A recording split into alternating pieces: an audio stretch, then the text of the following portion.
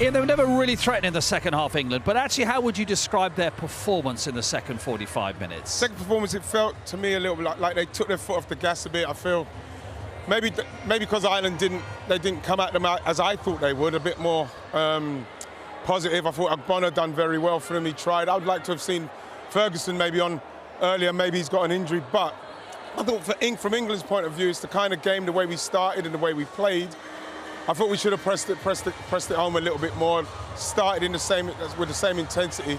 Maybe see if we could get 3 or 4 and just play the game that way. A bit more ruthless. It's a little bit. That's been England's problem for a little bit, has it? They have a good 45 minutes, but they don't kick on and make it a good 90 minutes necessarily. Yeah, but the frustrating thing for today was Ireland were there for the take, and England dominated the first half. We kind of praised them, their decision making, their quality, their movement. That was the opposite for the second half. I thought they were awful the second half. Players playing for themselves, taking too many touches, trying playing Roy the Rovers pass, keep doing the basics and suck Ireland out.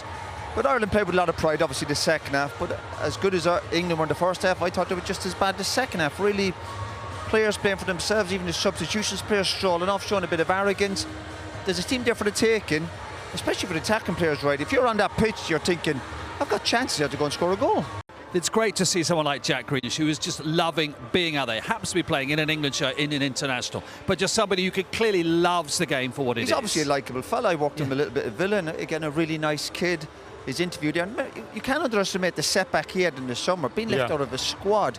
But we always say with disappointments, if you're going to be a top player or have a career for a long time, you have to deal with disappointments. The best way to deal with it is that go out and perform. And we always say he needs to do more at the end game in terms of goals. Lovely finish, and he'd be delighted. Well, first day of school for Lee Carsley as well. I would imagine a big sigh of relief from him at the end of this day as well, Ian, because with the whole business of the national anthem, he's learned quite a lot about what entails the England manager's job, I think. Yes, he has. But like he's shown before, he's all business. You know, he's like he said, he's focusing on the football. Maybe that's a bit of naivety in respect of what it takes to be the England manager and what you need to be able to deal with. But in respect of the way the team started, saying that he wants to see something different, and we're going to see something different. We did in the first half. It was a lot sharper. It was a lot quicker. What I would like to have seen, maybe the substitutes a little bit earlier, but the second half wasn't as good, simply because, for whatever reason, they took their foot off the gas. Ireland did get better, but I do feel that we're seeing something. We're seeing something. You just want to see that progress. And in terms of his personality, a couple of your old teammates said to me earlier, he's a very funny man. He's got a really good sense of humour. There's nothing wrong on the first day of a new school of not giving it the big I am, of just letting your character come out slowly and gently. But I would suggest that may be a good thing if that does happen over the months. I think he's handled it well again. It's all new to him. He's, again, had problems this morning with silly headlines, but he'd want his team to go out and express themselves, and they did that. But like any manager, he'd be frustrated with a little bit of the terms of the second half performance, but overall he'd be pleased.